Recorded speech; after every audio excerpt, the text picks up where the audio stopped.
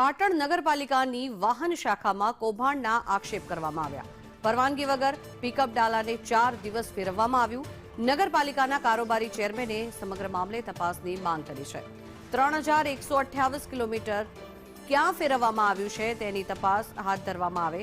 4 ડિસેમ્બરે સર્વિસ સેન્ટરમાં ડાલાને મૂક્યાનો ઉલ્લેખ કરવામાં આવ્યો છે। જોકે 4 થી 8 ડિસેમ્બર વચ્ચે વાહન સર્વિસ સેન્ટરમાં પણ નહોતું। જોકે કોંગ્રેસ પ્રમુખે સીસીટીવી સાથેના પુરાવા રજૂ કરતા આ સમગ્ર ભાંડો ફૂટ્યો હતો।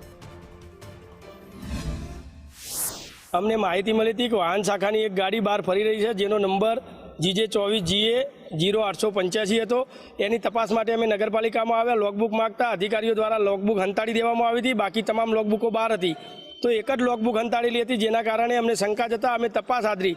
તો અધિકારી એવું કહેતા હતા કે અમે ગાડી સર્વિસમાં મૂકી મહિન્દ્રા શોરૂમમાં, તો અમે મહિન્દ્રા શોરૂમમાં તપાસ કરી તો ગાડી હતી નહીં। 4 તારીખે નગરપાલિકાની રિપેરિંગના માટે એ બહાર ગઈ હતી ને 4 તારીખથી 8 તારીખ સુધી એ 3000 કિલોમીટર ફરીને આવી। ક્યાં ફરી એ તપાસનો વિષય છે, અમને જાણવું છે। અમે એના માટે તપાસ કરાવવાના છીએ।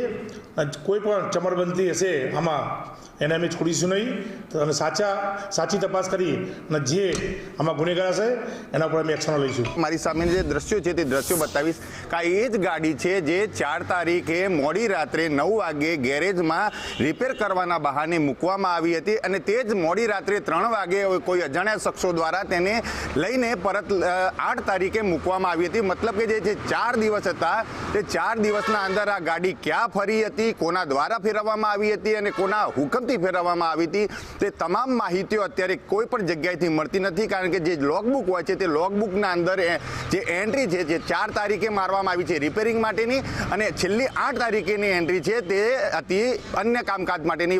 4 તારીખથી લઈને જે 4 દિવસ છે તે 4 દિવસના અંદર 3128 કિલોમીટર આ ગાડી કોઈ અજાણ્યા શખ્સ દ્વારા કે કયા લોકો દ્વારા ફેરવવામાં આવી છે તેની હજુ સુધી માહિતી મળતી નથી। પરંતુ જે પાટણ નગરપાલિકાના અંદર અનેક કૌભાંડોના આક્ષેપ થયા છે તેમાં ફરીથી એક વધારે કૌભાંડનો ઉમેરો થાય તેવી શક્યતા છે।